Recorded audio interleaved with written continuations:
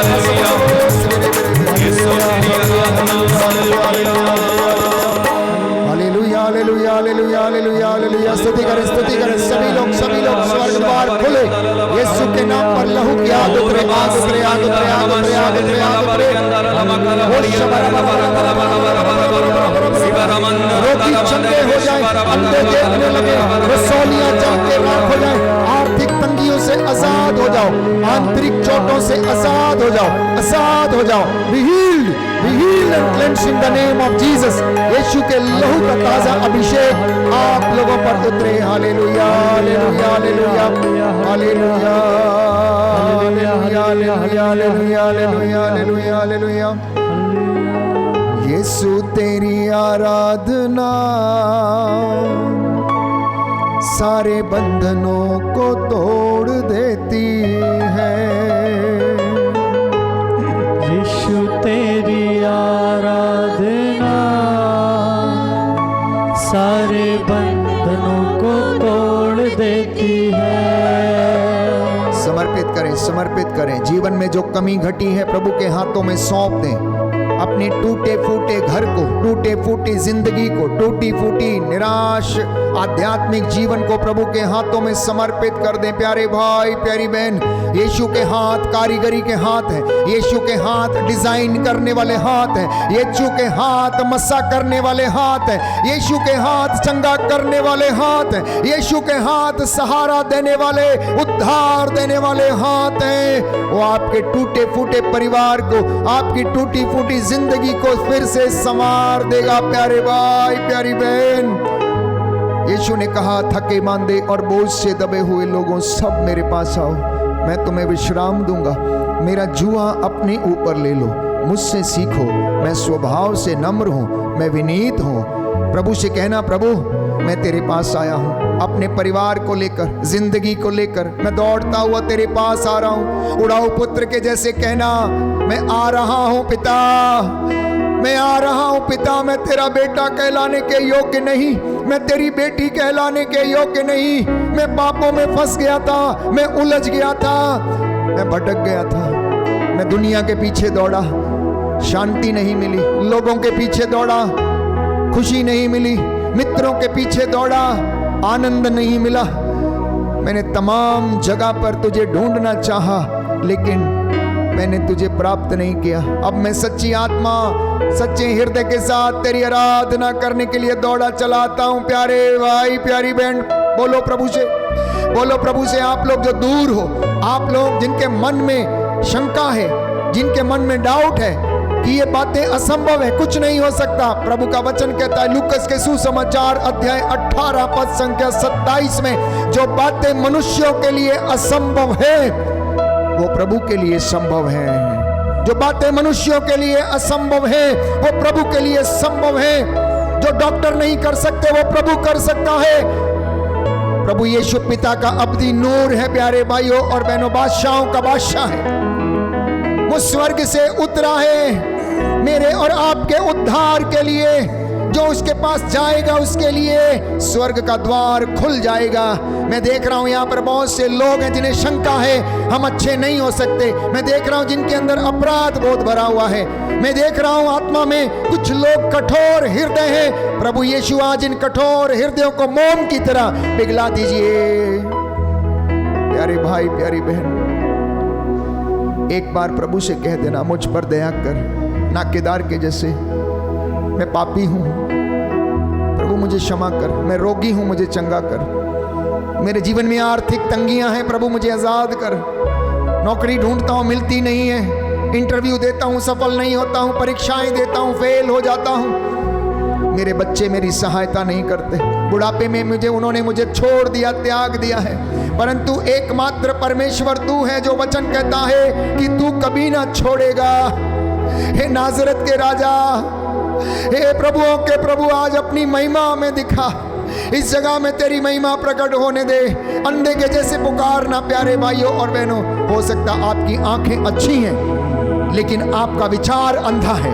हो सकता है आपकी सोच बुरी है। प्यारे भाइयों और बहनों, हो सकता है विचारों को लकवा मार गया है, हो सकता है सोच को लकवा मार गया है, सुनने की शक्ति को भी लकवा मारा हुआ है, अर्धांग रोगी की तरह जीवन आप हो सकता बिता रहे हैं। प्रभु पूछ रहा है, क्या चाहते हो मैं तुम्हारे लिए क्या करूं? यरीको के रास्ते पर प्यारे भाइयों और बहनों, अंधा बैठा हुआ था। उसने लोगों को फुसफुसाते और आवाज करते हुए सुना।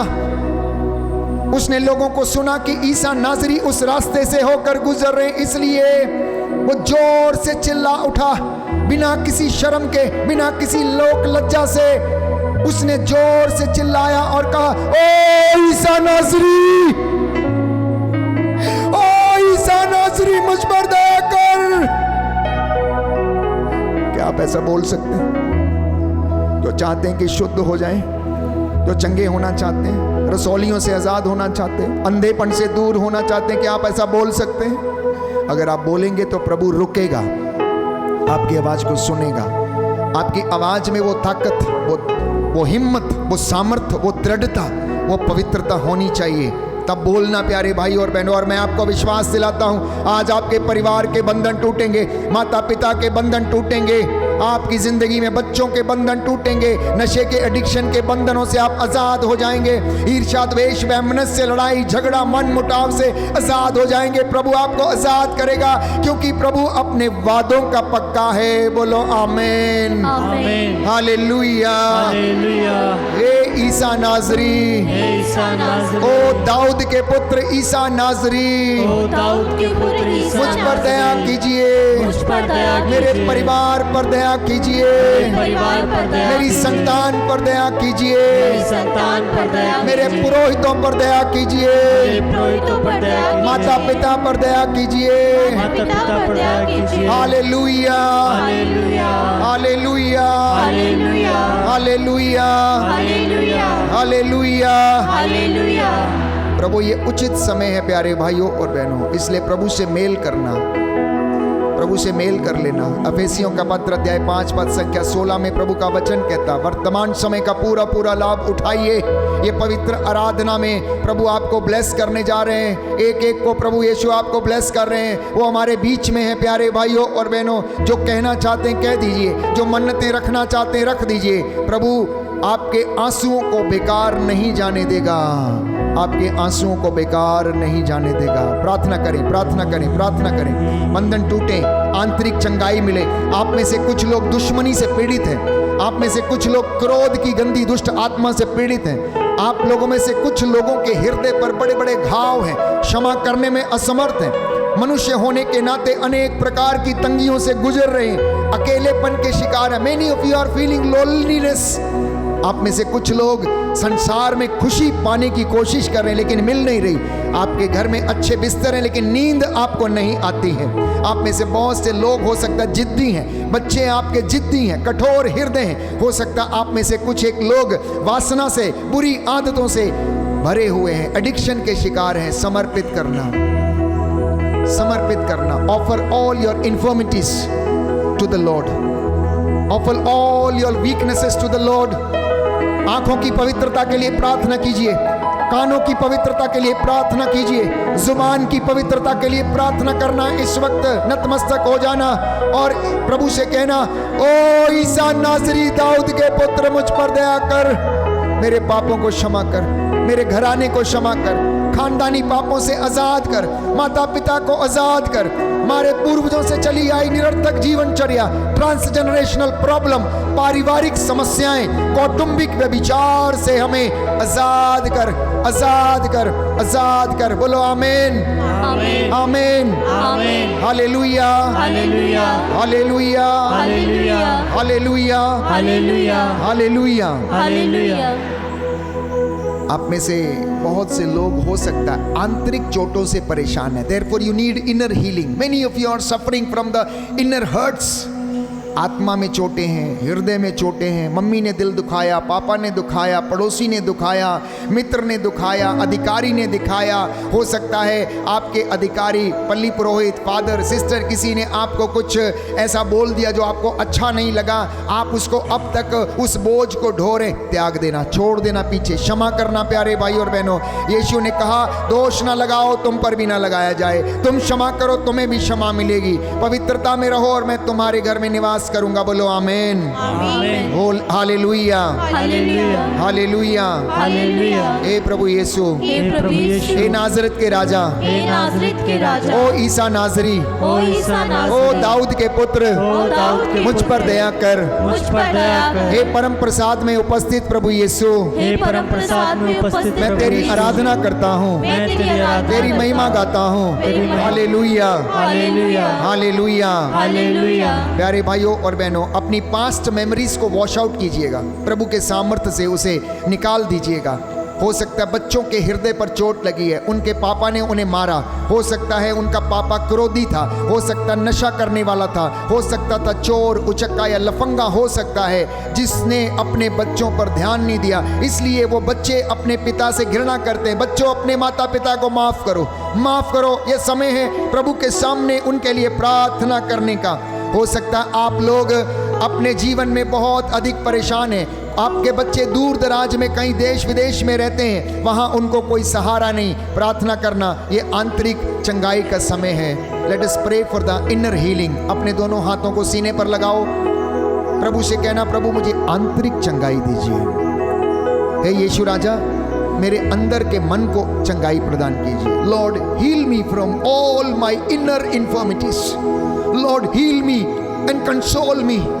Lord many a times I go away from you. Lord, many a times I fall away from you. बहुत बार मेरे मन में, मेरे हृदय में चोटें लग जाती, मेरे भाई बहन के द्वारा मैं दुखित हो जाता हूँ। आइए हम प्रार्थना करेंगे।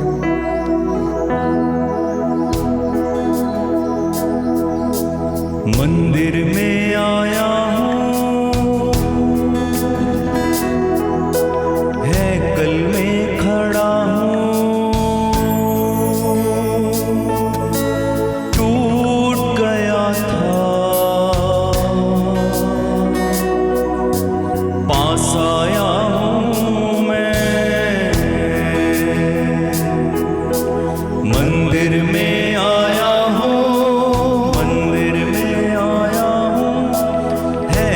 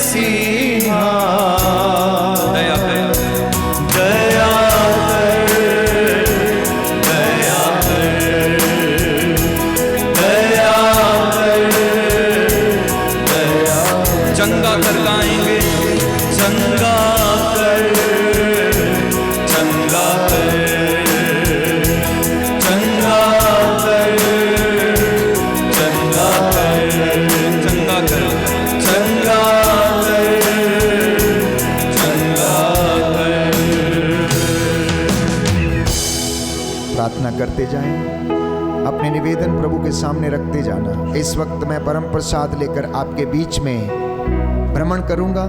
प्रभु आप लोगों को मसा करे, स्पर्श करे। जितने भी लोग विश्वास की आंखों के साथ वो उसको देखेंगे, निहारेंगे, आपको प्रभु चंगाई प्रदान करेगा, अनुग्रह देगा, और उसके बाद हम लोग अंतिम आशीर्वाद ग्रहण करेंगे। प्यारे भाई, प्यारी बहन, घुटना टेक सकते हैं तो टेक लें। प्रभु इस वक्त आपके बीच में परम प्रसाद के रूप में भ्रमण करने वाला है। प्रभु आपको हीलिंग और डिलीवरेंस आप लोगों को प्रदान करे। वो प्रभु जैसे नाजरत में घूमता था, कफरनाहोम, गलीलिया की झील के किनारे और अनेक राज्यों में, सिदून प्रांतों के और बिथानिया में घूम घूम कर प्रचार करते, लोगों पर हाथ रखते, उनको चंगा करते थे। आज वो प्रभु आप लोगों को भी आशीष प्रदान करे। ये यरीको की गलियां हैं, कफरनाहोम की गलियां हैं, गलील की गलियां हैं, नाजरत की गलियां हैं, जहां से प्यारे भाइयों और बहनों जब वो गुजरे तो अंधों ने चिल्लाया, रक्तस्राव पीड़ित स्त्री ने चाहा कि उसके कपड़े का पल्ला छू ले तो चंगी हो गई। आप में से जितने लोग भी आंखों में पानी के बहने से परेशान है, रक्तस्राव से परेशान है, सफ़ेद पानी आने से परेशान है, यीशु का लहू आपके शरीर की नसों में दौड़े और आज, अभी और इसी वक्त आप लोग चंगे हो जाइए। आमीन। यीशु का पवित्र लहू आपके सूखी नसों में दौड़ने लगे, सूखी हड्डियों में आपको मसा प्रदान करे। आमीन। आपके जीवन में जो बेरोजगारी, आर्थिक तंगी है, उससे आपको प्रभु आजाद करता है। आमीन। प्रभु आपके बच्चों को हर प्रकार के बंधनों से आजाद करता है। आमीन। प्रभु आपके लिए अनुग्रह के द्वार को खोल रहा है। आमीन। आइए बड़ी भक्ति के साथ, भाई के साथ इस गीत में शामिल हो जाएं और हम इस वक्त अपने बीच में प्रभु का स्वागत भी करते जाएं। छू मुझे, छू यीशु मुझे छू, छू मुझे, छू यीशु मुझे छू, छू मुझे छू यीशु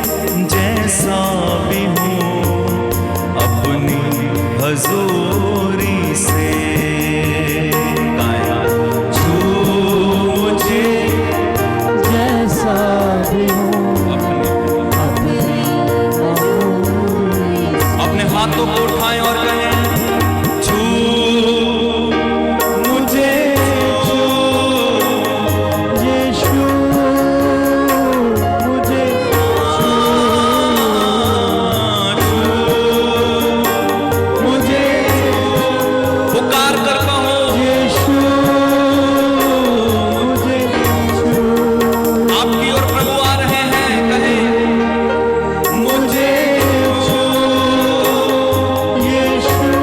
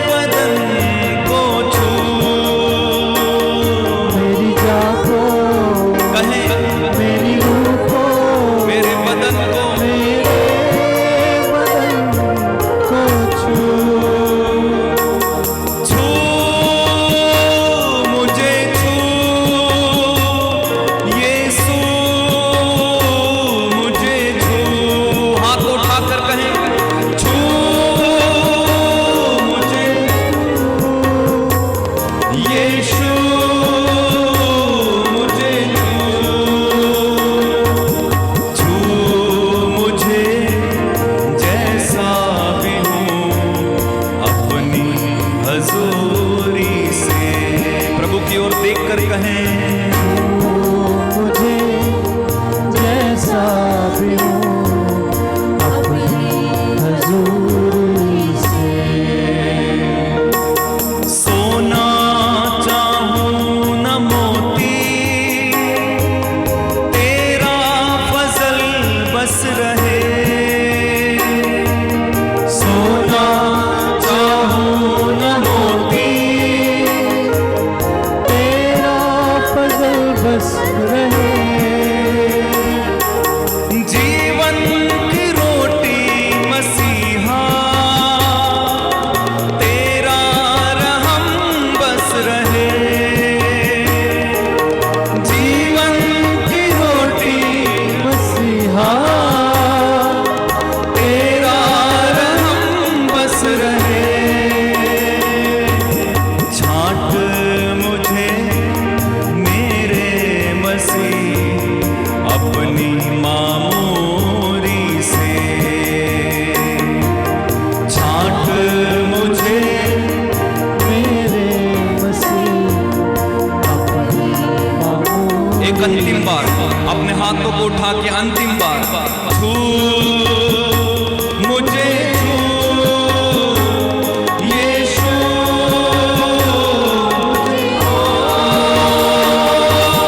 छू मुझे, यीशु। और एक बात पुकार करता है, छू मुझे, यीशु हमारे बीच है। यीशु छू मुझे, यीशु। और एक बार गाएं, छू मुझे,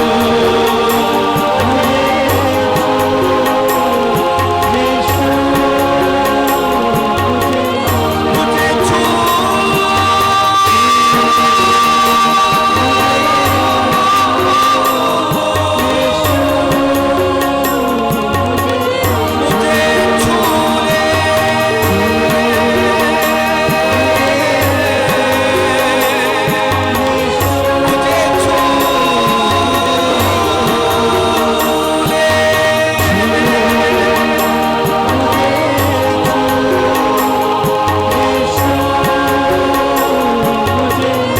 छू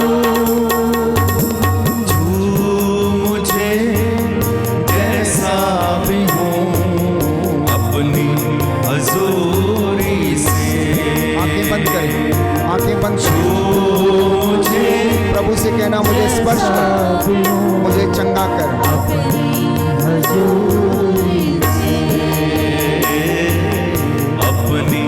हजूरी से।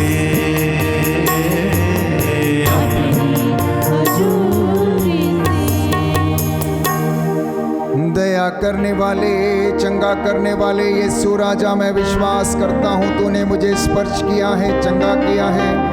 मैं तेरा धन्यवाद करता हूँ, तूने मुझे अपने वचनों के द्वारा शुद्ध किया, पवित्र किया। मैं वादा करता हूँ अपने परिवार के साथ तेरी सेवा करूँगा। हे प्रभु, मेरे परिवार को, मेरे बाल बच्चों को, चौखट बिछौनों, मेहनत मजदूरी को, नौकरी पेशे को, बिजनेस को आशीष प्रदान कीजिए। तेल या जल जो आपके हाथ में है, इसको ऊंचा उठाइएगा, या कोई भी चीज़ आप ब्लेस करना चाहते हैं उसको ऊंचा उठाइए। मैं आपके लिए प्रार्थना कर रहा हूँ। प्रभु आपको अपना मस्सा प्रदान कर रहे हैं। हाथ में पकड़ लीजिए, ऊपर कर लीजिए। हे प्रभु यीशु, मैं तेरा शागिर्द, तेरा भक्त इस वक्त तेरी प्रजा के लिए प्रायश्चित करता हूँ। इनके हाथ में तेल और जल जो इस वक्त इन्होंने पकड़ा है, इसे शुद्ध कर, पवित्र कर। इस पर तेरा अनुग्रह उतरे, तेरे पवित्र आत्मा का सामर्थ्य इसमें आ जाए, तेरे लहू का सामर्थ्य इसमें आ जाए। इस तेल और जल को जो कोई प्रयोग करे, जो कोई इसका सेवन करे, ये तेल जहाँ कहीं भी लगाया जाए, शरीर के किसी अंग पर लगाया जाए, प्रभु विश्वास के साथ जो कोई इसका इस्तेमाल करे, उसके शरीर की सारी दुर्बलताएं दूर हो जाएं। हे प्रभु यीशु, यह जल जहाँ कहीं भी छिड़का जाए उस जगह पर तेरी पावनकारी शक्ति आ जाए। तू दयावान, दया का स्रोत, दया का राजा, दया करने वाला, चंगा करने वाला, प्रबंध करने वाला ईश्वर है। मैं तेरी आराधना करता हूँ, तेरी महिमा गाता हूँ, जय जयकार करता हूँ। धन्यवाद देता हूँ अपने परिवार के साथ मिलकर। तूने आज मेरे परिवार को नया बना दिया, शुद्ध कर दिया है। तेरा आशीर्वाद, तेरा अनुग्रह मेरे परिवार में सदा सर्वदा बना रहे। मेरी प्रार्थना सुन उद्धार करता यीशु प्रभु के द्वारा।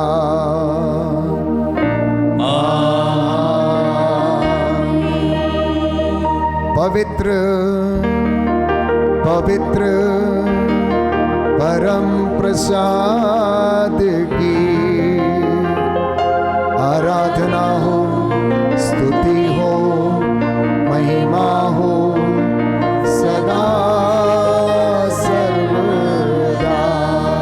ऊंची आवाज में पवित्र पवित्र परम प्रसाद की आराधना हो, स्तुति हो, महिमा हो सदा सर्वदा। सर झुकाएं।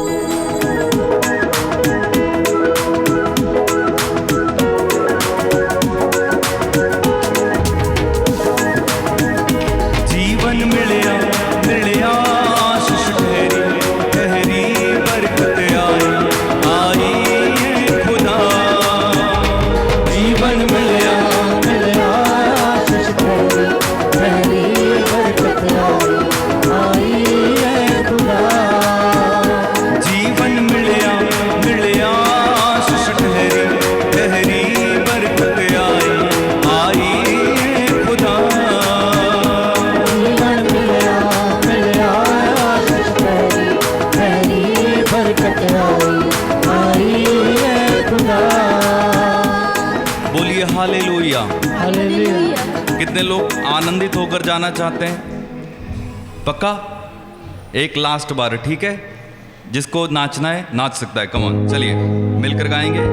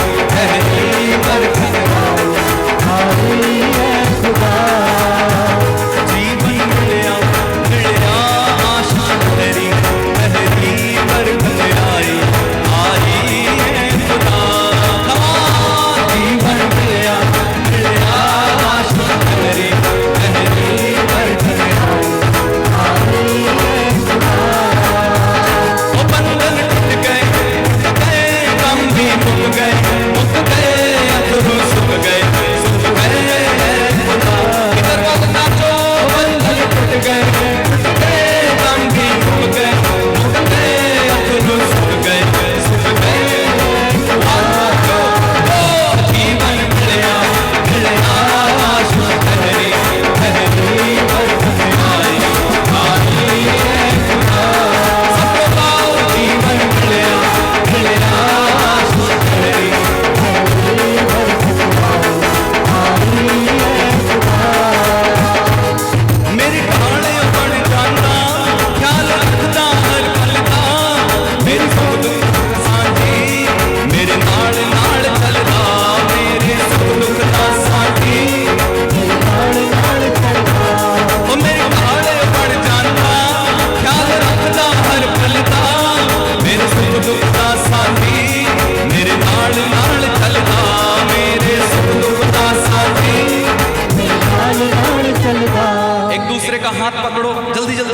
का हाथ पकड़ो, एक दूसरे का हाथ पकड़ो जल्दी से और ऊपर उठाओ। मैं नाचना सिखा रहा हूं आपको, ऊपर उठाओ।